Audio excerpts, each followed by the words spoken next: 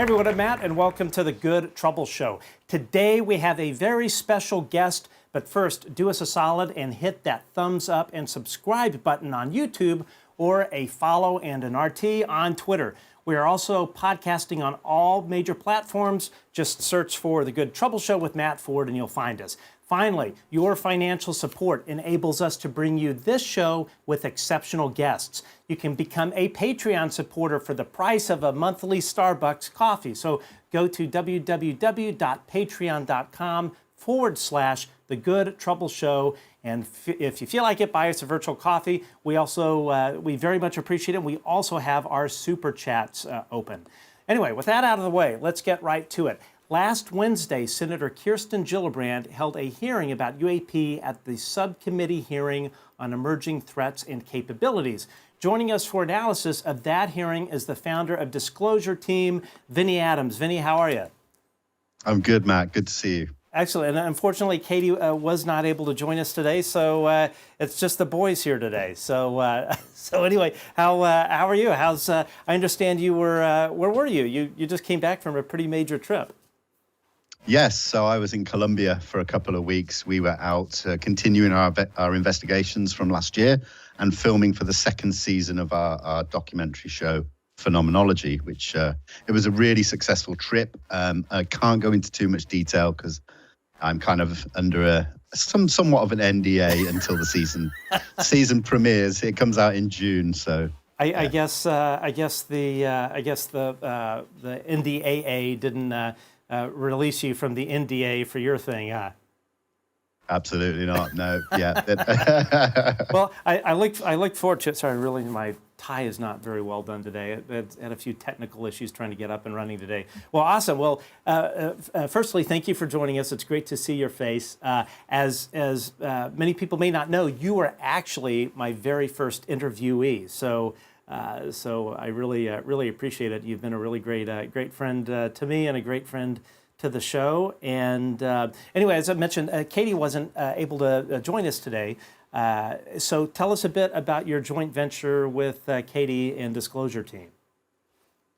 Yeah, so I've been running Disclosure Team as a podcast YouTube show for getting on for 2 years. It'll be 2 years in June. And after a sort of 140 somewhat interviews, I really wanted to expand the conversation. And, Katie has such a great, vast knowledge on many different aspects of the phenomena, whether it's the government side of things, the esoteric. And so it was just a natural thing that when I decided I wanted to try and get a co-host, she was my first choice. And I was just really, really delighted that she agreed to join me. Yeah, I think she was probably like the second or third person I ever met on Twitter dealing with the UAP topic. I think you were the first or second. So that's great. Well, we look forward to having her on next time. So let's talk about the hearings. So for some of our audience, they don't track the UAP topic at all, and so Senator Kirstin Gillibrand, as I mentioned in the introduction, she held a hearing on UAPs, otherwise known as UFOs, for those not familiar with the UAP vernacular. And this hearing was held in the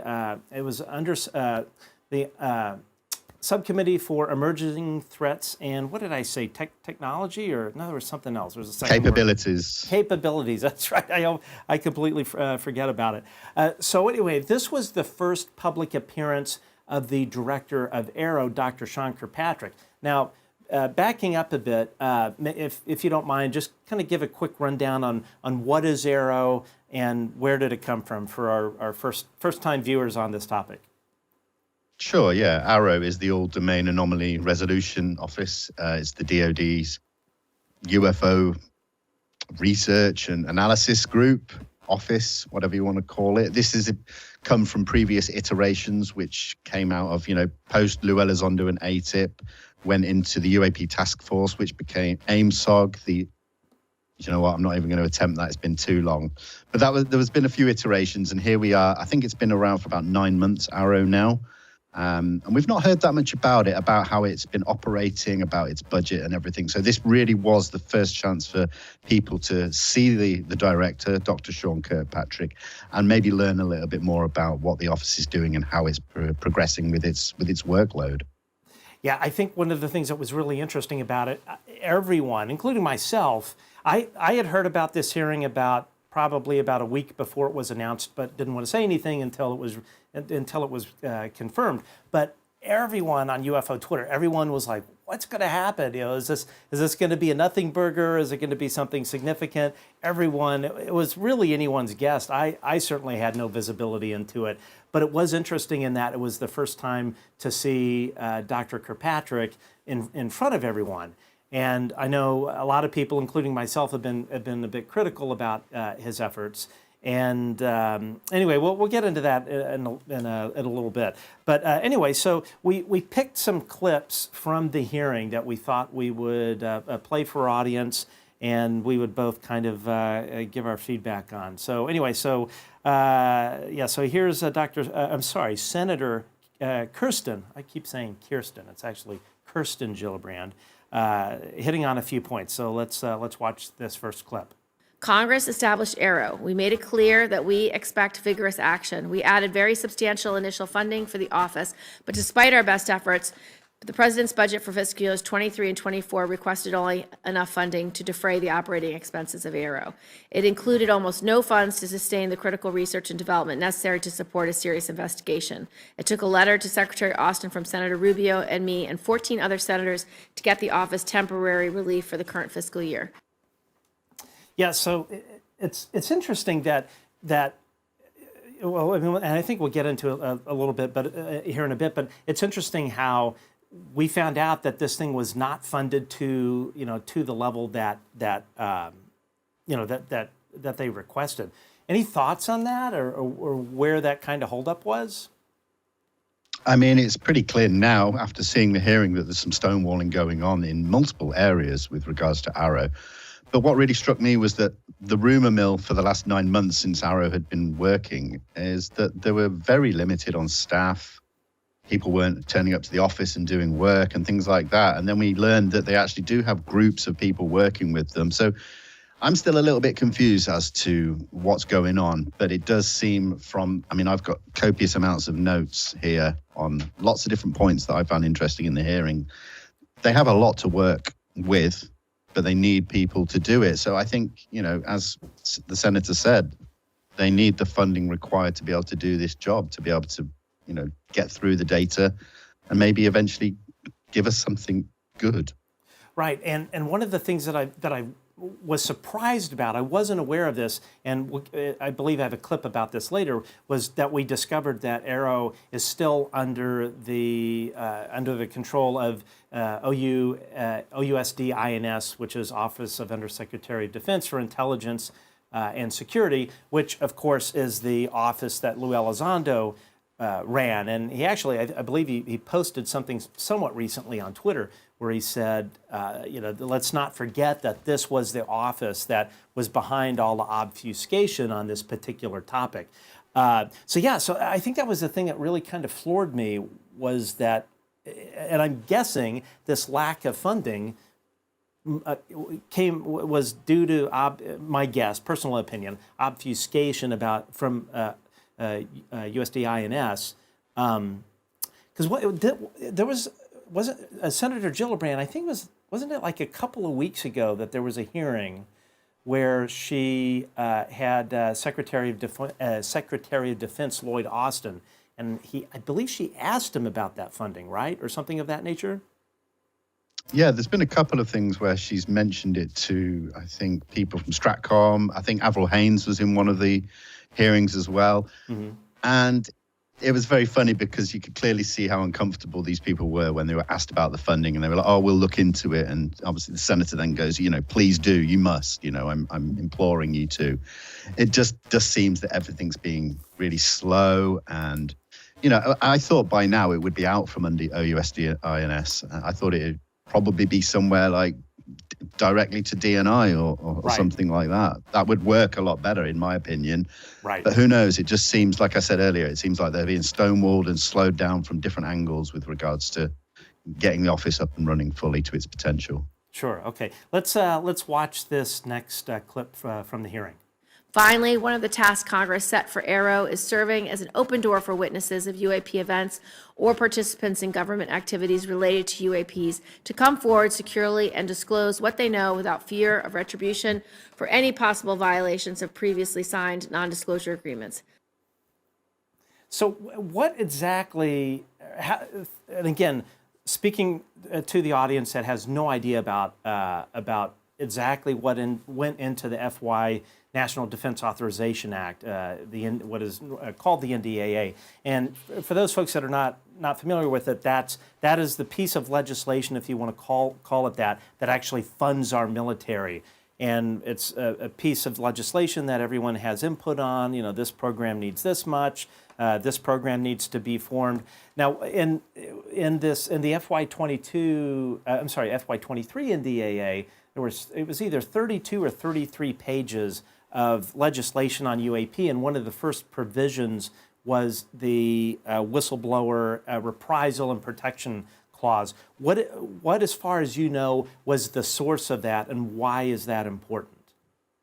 I mean, I'm not too sure on the original source of that, but I do believe it really is just for anybody that has worked historically in any programs relating to UFOs or UAP, and for witnesses to come forward. Now, these people could have signed lifelong NDAs where they're not able to speak about these things.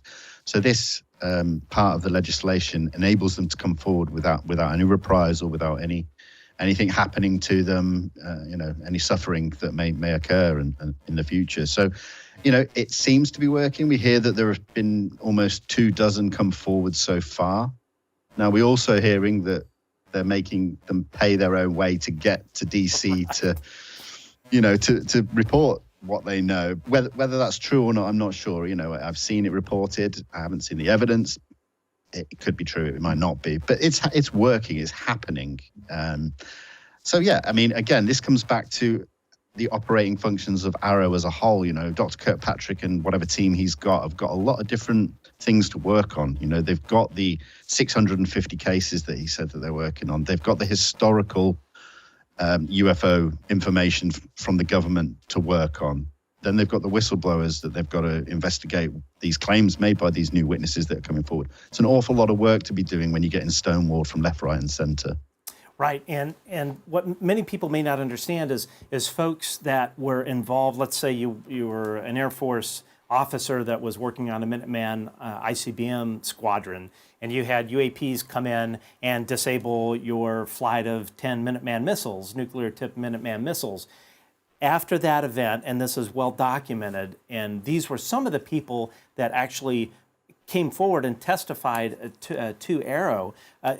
Following these events, the Air Force Office of Special Investigation, which is kind of like their version of the FBI, would force these folks, or many of them, not absolutely all of them, but I'm guessing 99.9% of them, they would force them to sign a national security non-disclosure agreement. And some of the penalties for breaking that agreement were a time in Leavenworth prison, loss of pension, $10,000 fine, as I think was the monetary fine, and then of course loss of security clearance.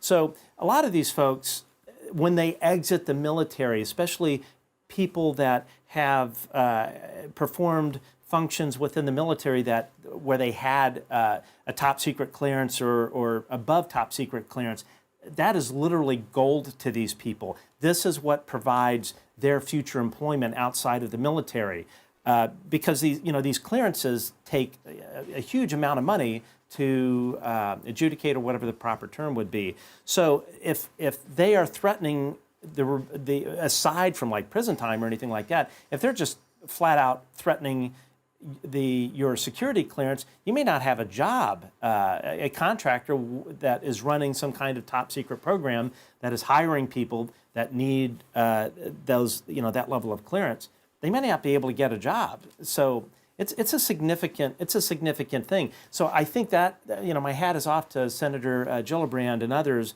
that put that in there, because it now has allowed these folks that have signed these national security non-disclosure agreements to come and testify to their senator, to their congressman, and to AARO without fear of legal reprisal. Now, in terms of whistleblowers, and obviously, we all have kind of heard rumors. What are you hearing in terms of who, or not who, I would say, but what kind of whistleblowing about what? What were these folks testifying to AARO about, from what you've heard from your sources? I mean, I have heard, and I haven't been able to completely validate these claims, but I have heard from sources that some of the witnesses that have come forward have worked on legacy programs with relation to either back engineering of UFO materials, metamaterials, and also crash retrieval programs. So it may not just be people involved in incidents, as you mentioned there, like the ICBM cases. It could actually be something a lot more deeper and darker than that. But again, these claims cannot be validated at this time. But I know I'm not the only person that's hearing these things from sources. Right. Yeah. No. The same thing. The same thing here. Okay. Let's have a look at another clip here, where actually I don't know what this clip was, so we'll find out together. Here we go. I recognize that this answer is unsatisfying to those who in good faith assume that what they see with their eyes, with their cameras, and with their radars is incontrovertible evidence of extraordinary characteristics and performance. Yet time and again, with sufficient scientific quality data, it is fact that UAP often, but not always, resolve into readily explainable sources. Humans are subject to deception and illusions, sensors to unexpected responses and malfunctions, and in some cases, intentional interference. Now, I mean, that one kind of took me a bit by surprise, mainly from the whistleblower point of view. Now, of course, I can understand footage from an FA-18 that ends up being a balloon or a seagull, something like that. But where I was really kind of floored by this whole hearing was seemingly lack of acknowledgement of what the whistleblower said. We actually put out a video that we were grateful that Lou Elizondo retweeted, where we addressed Dr. Kirkpatrick directly and just said, look, you don't need to rewind the scientific clock back to zero. You have over 80 years and billions of dollars of government-funded research on UAP. But really, what I think is one of the most important things is just talk about what the whistleblowers have come forward with. Now, I do know from some of the whistleblowers that I've spoken with, they did have to sign a non-disclosure agreement. I'm sorry, I'm sure the ones that showed up in person signed one. There were some whistleblowers that testified over secure telephone connection, and they had to verbally agree to a non-disclosure agreement. However, the extent of that non-disclosure agreement was that they could not discuss, or they could not reveal who the person was that was asking the questions, and then two, they could not reveal the questions. However, they were perfectly okay to discuss their experience. So I found that was interesting that they did have to do that. But I mean, don't you think it's like these guys have such amazing stories to share, and to just say that Robert Salas or any of these folks that had significant encounters with UAP, that it was just some form of deception or something that they imagine. In my view, it feels like kind of a slap in the face to these whistleblowers. Yeah, I see it from that point of view, but I also see it kind of from an opposing point of view. I've got a good friend who worked very closely in the past with Dr. Sean Kirkpatrick at Space Command, and so I've got to know a bit about Dr. Kirkpatrick through asking a few questions to my friend, and he's a very methodical.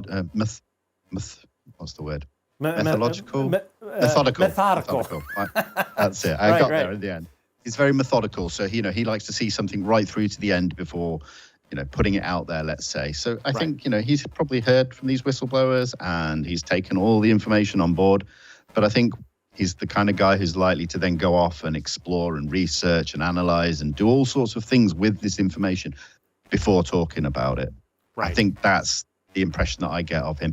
And that's not just with regards to the whistleblowers, with regards to all of the research and investigating that AARO are doing, with we know some of the systems in place with regards to having the intelligence community, scientists and engineers forming different groups to analyze data. This is the kind of person that Dr. Kirkpatrick is. So it wasn't a surprise to me that we didn't get sort of further down the road that we may have liked to. Do you think one thing when I was listening to him, I completely see where you're coming from, and I think that was very obvious in his testimony. And he did speak about his sort of scientific process and relying on the scientific method for this. But what I'm wondering, and maybe this is something better put to a scientist. Maybe we could have Dr. Gary Nolan back on, but.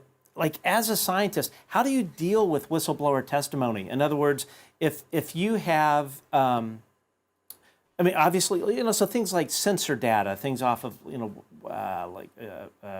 jet aircraft or whatever, that is hard data that you can process, that you can analyze, that you can show to different engineers and say, is this a sensor anomaly or is this real or whatnot? Like, that's a hard piece of material, piece of evidence that you have. What I can't wrap my head around is with his process as a scientist. Again, I'm not a scientist; I just play one on TV. How do you take whistleblower testimony from, say, like Robert Salas or let's say it was Eric Davis with crash retrieval, when it's anecdotal? Will it ever be? Do you think? And I know this is conjecture, but do you think that this would ever be considered solid evidence by him? Potentially. I mean, it's really difficult, like you say, and I'm just speculating here. I mean, some of the cases and incidents, probably obviously the more recent ones, there may be, lines of inquiry that he can go down, and with clearances that he may be able to get some information from some classified area. Again, this comes down to how much power Dr. Kirkpatrick has. I think we're going to speak in a bit about the Title 10, Title 50 kind of authorities and things like that. So again, it just seems that in this first year of AARO's, functioning, that it's just the engine's just not ready. Uh-oh. We might have lost him. Oh, looks like we lost him on the Skype connection. All right, well, since I have a very large production team here, I'll get them right on it. That'll be me. So I'm going to try dialing him back right now. So hold on one second. Just 1 second. All right, let's see what happened here. The magic of television, ladies and gentlemen. Probably most of you are too young to remember what cable access TV was like, where people were doing stuff out of their bedroom, kind of like I am. So things haven't changed too much. Vinnie, are you back? Is that you? It is. Can you hear me? Excellent. Yeah, great. All right. Well, I probably flashed everyone with my jogging pants. It's business up front and party down below, or however you want to put it. So before I was so rudely interrupted by our Skype interface box taking a big shit, we were talking about what kind of power Dr. Kirkpatrick has. So let's take a look at that, and hopefully Skype doesn't drop you again. Here we go. My time's just about up. I'd love to follow up about your risk management methodologies for some of these, but do you need any authorities that you don't have to get the data? There are some authorities that we need. We currently are operating under Title 10 authorities.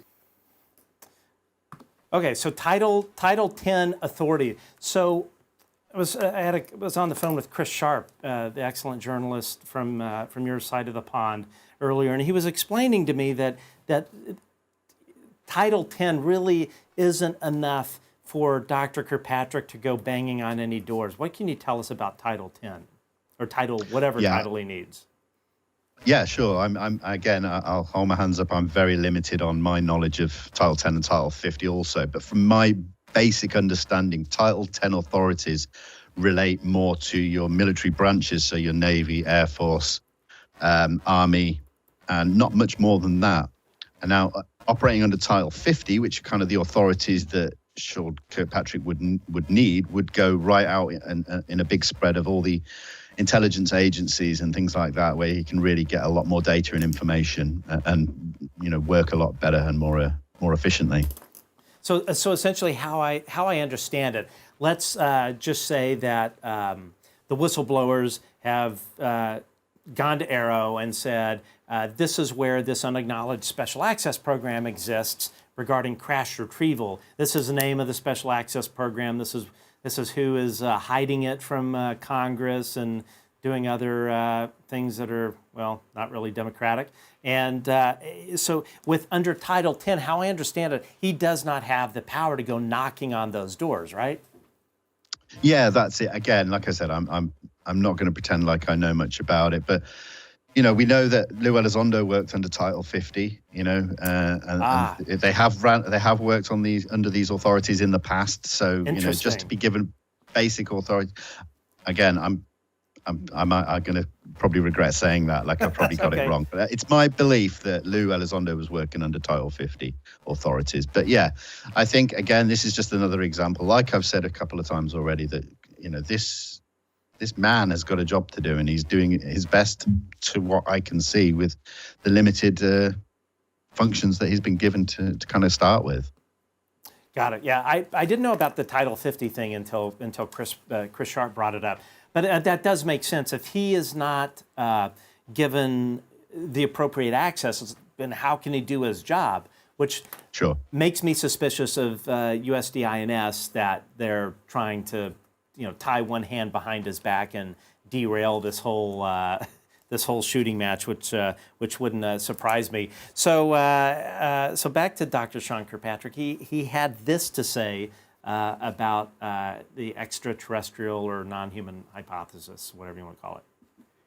I should also state clearly for the record that in our research, AARO has found no credible evidence thus far of extraterrestrial activity, off-world technology, or objects that defy the known laws of physics.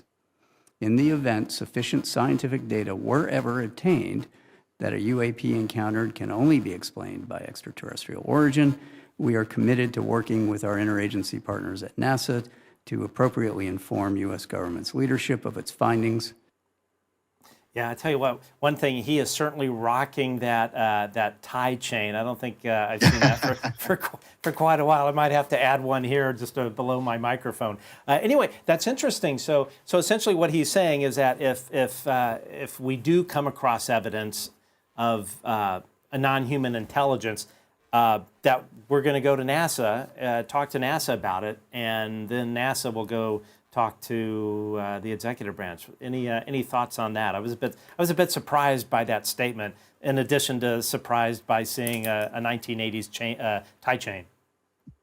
Yeah, I mean, first of all, that tie chain is a strong look. So yeah, my hat tip to Dr. Kirkpatrick for that. Right. As far as going to NASA, yeah, I was just as surprised as you. I would have expected him to say he would go to the regular departments or offices or whoever. I didn't expect NASA to be the one that came out of his mouth. So yeah, really took me by surprise. Yeah, for sure. And Bill Nelson, he hasn't really said anything recently, other than kind of his statement a while back about what these Navy pilots saw was up here and down there and over here and over there, that kind of thing. I don't think he said anything recently, right? Yeah, I've not heard anything at all. Obviously NASA is still doing their preliminary assessment, I guess you could call it, on whether they're going to go forward later on this year to actually do a full study on what materials they have had in the past on UAP. So, maybe we're going to hear from Bill Nelson. I think that comes up in September. So fingers crossed we hear something by then. Okay, I wasn't aware of that. So what specifically are you hearing? That's when NASA's report is due, or I knew they had like some kind of they were standing up some kind of group to study the phenomenon, but I have not kept up with that. Yeah, it was a very confusing thing even when it was first announced. So the way I understand it, and I think a lot of people do, is that they formed this group, and I think it's 16 scientists and things like that, all came together to assess whether NASA should do a study on UAP. So I think this is about a 9-month process that they're going to go through to decide whether to do a report or to do research. It's like a preliminary assessment is the only way I can really see it. So by September, I think they will announce, yes, we will look back at the NASA archives and everything that we've had in the past, and we will see what we can find out about UAP. They may turn around and go, after 9 months of 16 scientists looking into it, we're not going to take this any further. So who knows? What have you, and this is kind of part of the whole phenomenon that I haven't really looked into, and I'm not a UFO researcher at all. I'm just, I don't know what I am. Anyway, what have you heard in terms of like what astronauts have seen? Certainly you would think with all of the space missions that NASA has performed, I'm sure they've seen more than rocks out there. Yeah, I mean, historically, I think it's pretty just well known generally in the UFO community that astronauts have seen objects on their missions, whether it be on the moon, on the way back from the moon, in low Earth orbit, STS missions, the space shuttle missions.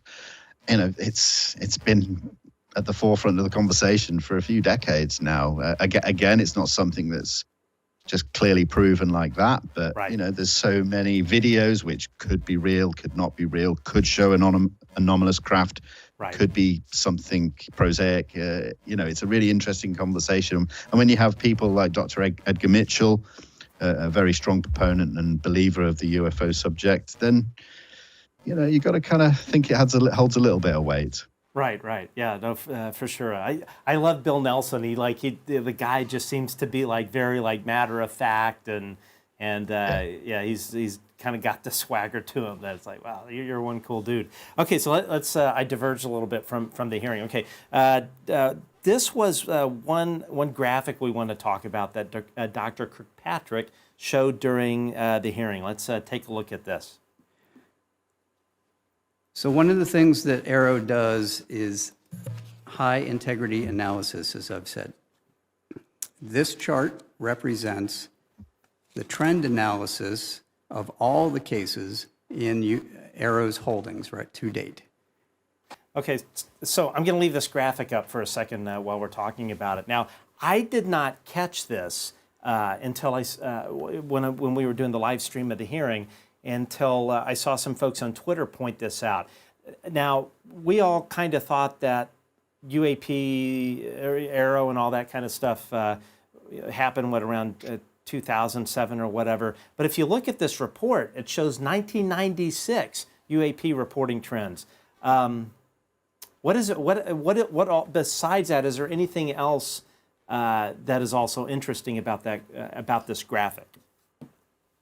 I mean, the first thing that stood out to me, obviously, was that on the top right there, you can see that they've broken down the shapes of the objects. This is something that we wanted to be released last year in the UFO report that came out as well. I'm finally glad that we're getting to see shapes. Then I did see the 1996, and that threw me because from what I can, we've not heard why or of any specific cases that date back to 1996. I mean, I'm sure there are some, but, as Dr. Kirkpatrick stated towards the start of the hearing, they really are focusing on the military cases and the IC cases. So, yeah, I'd love to know where that date comes into play. Yeah, I would too. That one really kind of surprised me once someone threw that out. And it'll be interesting. And do you know, like, when is there another public appearance that is scheduled with him, or is the next thing that we would expect from AARO another report? I haven't heard of anything, I don't think. Yeah, it's been up and down in the conversation since the last report came out. When is the next public report? Is it going to be Halloween again, at the end of October? But then towards the end of the hearing, Dr. Kirkpatrick mentioned that there will be another quarterly report and there will be another annual report. And I think, and correct me if I'm wrong, anybody, is that I think he mentioned something was coming up soon. So that would be one of those two reports. So whether that then goes to Congress only, whether it's a classified report, I don't know. I mean, obviously, let's hope that we do get another public report, but I think we're going to get annual. This is me just saying this, not anything else. I think we'll get annual public reports, and I think Congress will get quarterly reports as well on top of that, classified. Well, yeah, I think that's the main thing. Is I totally understand that they're gonna submit classified reports, but hopefully we'll see more of the unclassified stuff. Okay, so kind of jumping back to to whistleblowers, I thought this was a very interesting question and very we'll talk about it. Here we go. As you know, Dr. Kirkpatrick, Congress has mandated that your office establish a discoverable and accessible electronic method for potential witnesses of UAP incidents and potential participants in government UAP-related activities to contact your office and tell their stories.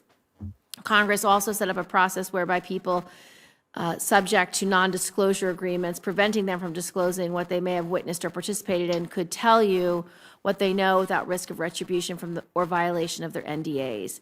Have you submitted a public-facing website product for approval to your superiors, and how long has it been under review? I have. We submitted the first version of that before Christmas.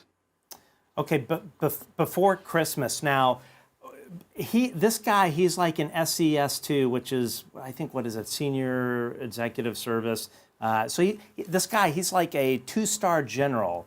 And this is where I'm going to be very critical of him. It seems to me that if the number one piece of the number one thing in your mandate in the NDAA is whistleblower and reprisal protection, the first thing you're going to do is try and stand up some sort of front-facing website or interface so that, if I worked for the Air Force and I saw something, I would know where to go. Right now, it is just folks in Congress that are filtering people to AARO. There's no front-facing mechanism. So my question is, why did it take him 11 months, a 2-star general who, or the equivalent of a 2-star general, who could essentially, just pick up the phone and say, hey, I want a website in a month, and heaven and earth would move in order to satisfy that. So I'm kind of I don't know about that. Any thoughts? Yeah, I think it's clear in the way that Senator Gillibrand mentioned it there. He's had to put these things to his superiors to get authorized, and he did it before Christmas, similar time to when the NDAA was released. So to me, it sounds like the law was passed, or it was about to be passed. Right. He applied, whether that's the right word or not, to get this portal up and running. And then again, being under OUSDINS, he's getting stonewalled. They are slowing the process down, and it's kind of out of his hands. He's the one who's done his part of the, that small job. Is it as simple as ringing up Moultrie and Bray or someone like that and going, sir, please hurry up with this port? I don't know the inner workings, but to me, I think it sounds like he's done his part, and it's just being slowed down from above. I'm hoping that is the case, and I think too that is certainly possible. If you listen to his testimony carefully when he was questioned about OUSD-INS, the guy was very careful in his wording, careful in the way that, like, if somebody were asking me about my boss publicly, I would be very, very careful about what I said. Lest I, be called into the office and fired right away. Not that I think that Moultrie would fire him, but yeah, and again, this goes back to what we were talking about earlier in the program, where where Lou Elizondo was saying, look, this is the organization that has been lying to Congress and the American public about it. So if you're Dr. Sean Kirkpatrick and you are still beholden to USD-INS, you can only move. And again, it's giving him the benefit of the doubt. And I know I've been very critical about him in the past, but after hearing that, hearing his testimony, I'm also getting the feeling that they are slow rolling this, and then you have to ask why. And there may only be so much he can do if he is reporting to USD-INS and he's not happy with how things are going. What's he going to do? Squawk? It's like when you're not happy with your boss, you most people aren't just going to go stand up and start squawking about it. They're going to try and let the process play out. And as my partner in D.C. often tells me, she says, you in D.C. things move very slowly, and you have to give them time to breathe. So what were your thoughts on the hearing? Is there anything that we haven't touched on that you think would be worth bringing up? You mentioned earlier that you had quite a few notes about it, and I would love to hear your perspective. Yeah, I mean, and what I found interesting, and I'm apologies for looking down at my notes while I talk, is that there is a lot going on. There's a lot of things he's got to cover. They're trying to standardize the UAP reporting system for military personnel, pilots, etc. There's another piece of the puzzle that he's trying to work on. I do like the way that they're reviewing and researching the data that comes in. He's made it very clear that a lot of the data on these cases just is insufficient, in which case they cannot close a lot of the cases. They have to remain just sitting there. That doesn't help, but, it takes time. Again, time. This is the thing that he needs more of. Right. One of his quotes is, I cannot answer decades of questions all at once, but we must begin somewhere. So, he's very clear about what he's got to do, and he's doing it, or he's started to do it. This is a new office. It's 9 months old, with all of this lack of funding, lack of Title 50 authority, the lack of the portal, the whistleblower portal that he just mentioned. And also in that, he mentioned that there may be a web portal for declassified materials as well, something else that we've yet to hear much about or to see the light of day. So, when you're trying to juggle these many things, then, I may sound like a Sean Kirkpatrick apologist here, but I'm willing to give him the benefit of the doubt at the moment, and let's just see how things progress in the future, and maybe my views will change. Well, and we should. And again, as I've said, I have been a bit skeptical about him. Going back to that Title 50 thing, Osvaldo, and I'm going to butcher his name, Disclosure Revolution or whatever on Twitter. He had that video where he was at some kind of fundraiser or town hall. I think it was actually a town hall of Senator Kirstin Gillibrand, where he went up to her and asked her about the progress of AARO.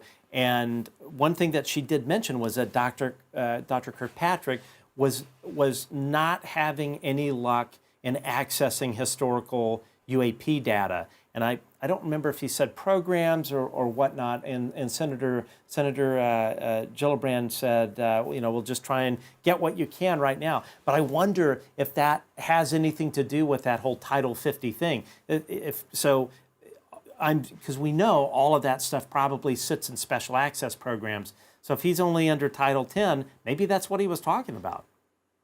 I mean, that makes a lot of sense. It's possibly a combination of that and agencies and other branches simply not wanting to give the information up so easily. This is something that's been going on for so many decades.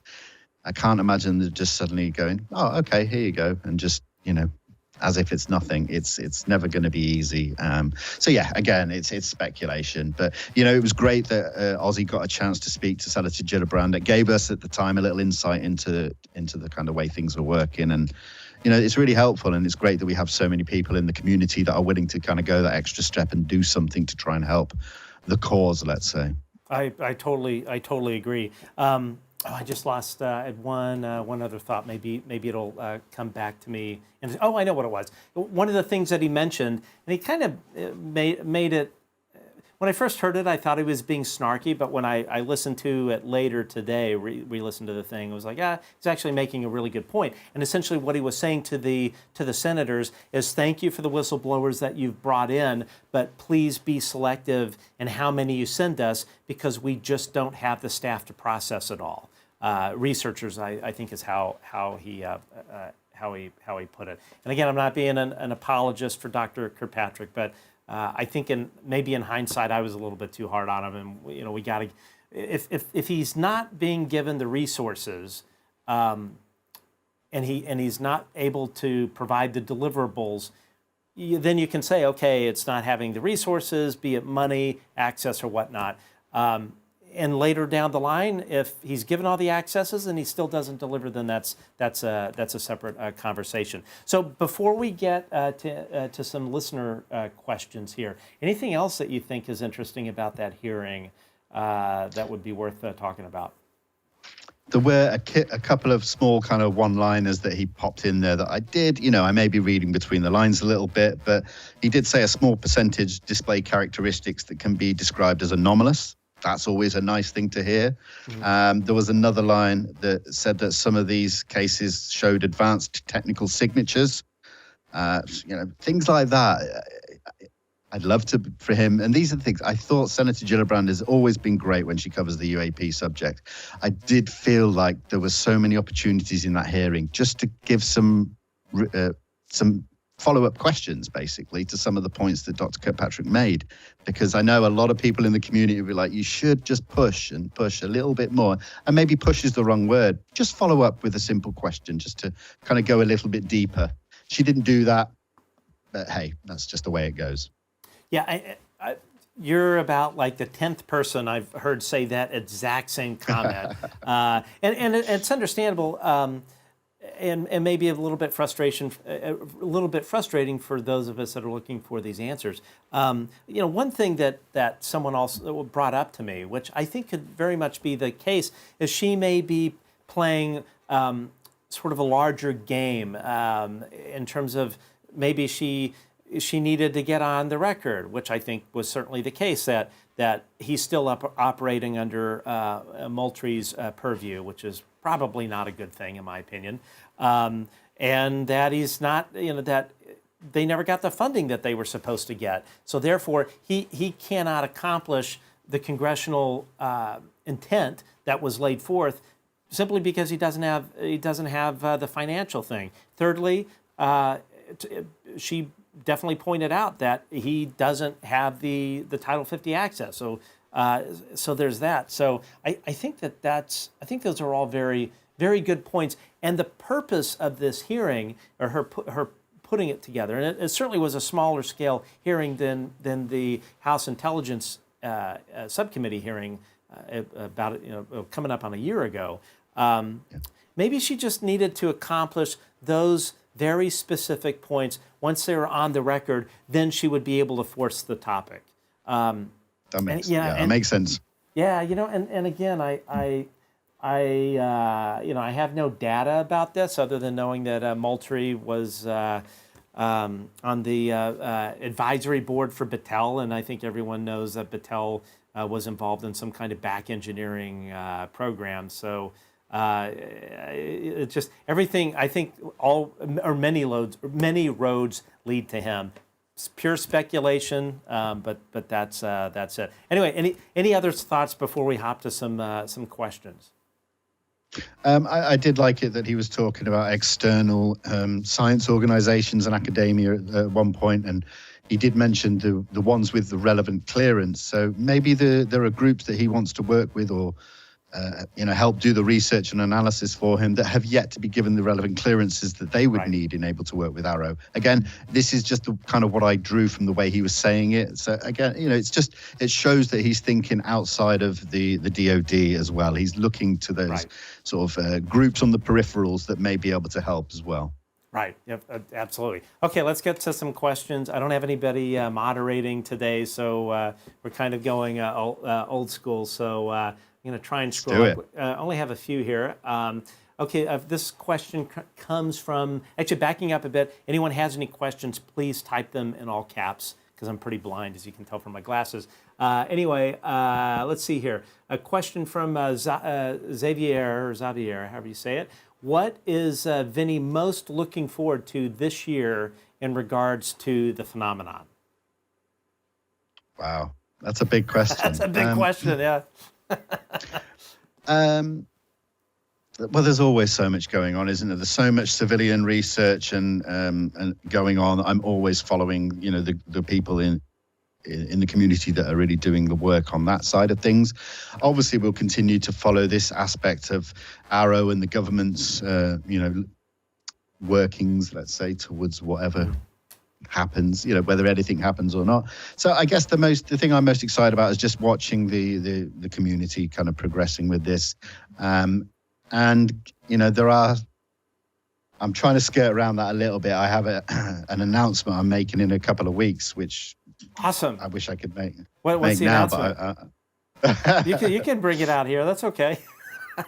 No, let's say I'm looking forward to meeting some people and having some really interesting conversations, and that'll all become clear in a couple of weeks. So that's what I'm most looking forward to. But I'm not one to be on Twitter saying announcement coming soon. So I'm kind of sorry I brought that up, but I was deflecting from answering the question to a degree. Don't be sorry. No, I appreciate you bringing it up on our show. And when this happens, we will. You've been such a great friend to us, and we love to help our fellow activists and podcasters out. So yeah, man, that's awesome. Well, I'm looking forward to that. Thank you. Cool. All right, now my brain is going. I wonder what it is here. Okay, so Xavier, thank you for that. Xavier says thank you for putting on the show as always, Matt. Fantastic. It's a team effort, as I always say when it comes to this topic. We are supportive of anyone that is into it for the right reasons and has a constructive part to play in this whole thing. So anyway, thank you. Okay, let's see from Jay McKay. What about the Air Force bases in Europe, which are completely not shown in the map? Is the Air Force not participating with reporting? I don't know if that's two questions. I'm not real sure. I think it's with relations, the map on the graphic that we showed, the 96 to 2023. So in that map, and correct me if I'm wrong, whoever asked that question, is that there were hotspots on the map on that page that didn't show all of the Air Force bases, maybe in Europe, and that maybe cases had been, happening. So interesting. I think that's what he was referring to. I think so. Got it. Well, as I scroll down, maybe he will have responded.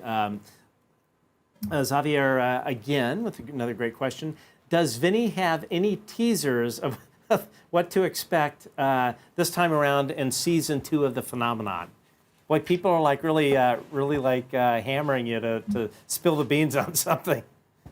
It's so hard because I hate not being able to talk about things. This is not a position I ever saw myself being in. Unexpected things happened, and it kind of goes slightly away from the phenomena into left field completely. Awesome. I'll leave it at that. All right, I can't wait to tune in. Well, and again, forgive me if you already said this. When does this air for everyone? So episode 1 of season 2 will premiere in June of this year, so in the summer. Excellent. Okay. All right. Great.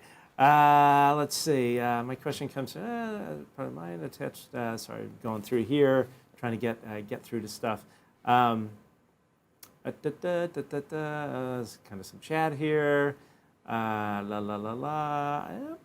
might have gotten. Oh, here we go. James Chronister. Hi, Matt. And this is actually a question for me. In March 10th podcast, you mentioned a friend in Florida who filmed a Tic Tac UAP. Is there somewhere to watch this video? Unfortunately, no. I do have the video, but it is not mine to share. But I will tell you that it appeared what this person was filming was off in the distance. When I threw a little video filter on it and it inverted the video, you did see a clear Tic Tac shape. But it's not mine to share. This person decided not to share it. This person is not involved at all in the UAP community. This person's a political operative, so not my place to share. But what I will share is that if I did show it to you, it probably wouldn't be considered that compelling. Which brings me up another friend of mine. We were talking about this, and this is somebody that works in the intelligence community that is seeing a lot of the classified footage. And this person has said, look, even if I showed you that footage, you probably wouldn't be as blown away as you might expect. It's just, and I think it's with all of these like photos and videos, it's how much weight you give to it is sort of a bit of a personal perception, right? You know, it's what might be impressive to one person is not necessarily impressive to the other. And of course, you'll have the folks that'll say, "Oh, that's just CGI," or weather balloon or whatnot. I mean, what do you think, Vinnie? Because I'm almost kind of thinking like the only way that people will finally believe it is some kind of show and tell of a physical craft we have. Have you ever put any thought into that? I have, yeah. I mean, I've heard there are a small handful of videos that are, really eye-opening, really kind of icing on the cake kind of thing. But the majority of videos, as you say, the majority of videos on the classified servers, whether it be on JWIX or any of these interagency servers, do generally, as a standalone video, they're not that impressive. It's when you collate the additional sensor data, put them with the video, that it really starts to paint a really compelling picture. So there is, like I said, there's only one or two videos that I've heard about that apparently exist that are just, the smoking gun kind of videos that everybody wishes that we could see. So, yeah. Who is okay? So moving forward here, what do you have cooking up on the Disclosure Team podcast and show? Right. Well, I mean, it's obviously been a bit of a quiet few weeks for me, being in Colombia. So I've come back to have to, organize a lot of shows. So tomorrow, which is a Sunday, the 23rd of April, I'm going to be live with Dan Zetterstrom, the Signal, who was awesome. a part of the phenomenology team in Colombia. We're going to be just sharing a lot of our own personal photographs and videos that we took kind of behind the scenes of the filming without showing too much of what we were up to. It's going to be more of kind of what we did in our downtime and things like that. Just a bit of fun, just to kind of, say hello to everyone and get back into the swing of things, doing the live shows. And then I do have 2 interviews coming up, which I haven't announced yet. I think I arranged them about an hour before we came on the air. I'm going to be joined again by Dr. Michael Masters. I've got the date, but I can't remember it. So people could just look out for that on my channel or my social medias. And then John Ramirez is going to be joining me as well. Me and Katie, sorry. In a couple of weeks' time as well. So that should be an interesting conversation. Awesome. Well, we certainly look forward to that. So where can we find you? What are your social links? We have them in the description, but if you want to tell everyone where they can follow your excellent work. Yeah, sure. Thank you, Matt. I guess I've got all sorts. The best one to go to would be Instagram, where you can find me at @disclosure_team. There you'll find a link to all my links, where you can kind of go and find me on Twitter and YouTube and everything like that. But generally, if you search Disclosure Team on any network, you'll probably find my profile there somewhere. And the logo, which is, it was there. I've gone small screen, but the black and white logo is it stands out, so people should be able to recognize it. So yeah, there it is. Awesome. Yes. All right. Fantastic. Yeah. That first interview that I did on this topic was with both you and Dan, and that was a lot of fun. That's right. I was also, I remember I was very nervous, and I think I told you this. I guess like, oh my God, you guys are royalty to me in this particular particular topic. So yeah, man, that's awesome, and we appreciate your friendship and encouragement. And man, you guys are doing really great work. Anyway, so folks, thanks for joining us again. If you would like to support us and support our work, www.patreon.com/The Good Trouble Show. We always appreciate your subscribe and link or follow and all that kind of good stuff.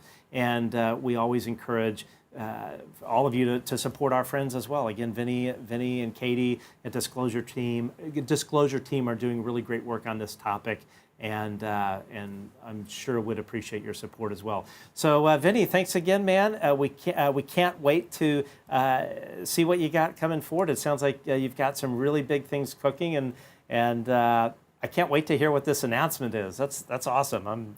I might have to ask you off the air, but I know you're not going to tell me, so that's okay. We'll see. But no, thank you so much, much for having me. It's always an absolute pleasure to speak with you, Matt. So thank you for your friendship and support as well. It really does mean a lot. Likewise. Cheers. Okay, Vinnie Adams, ladies and gentlemen, from Disclosure Team.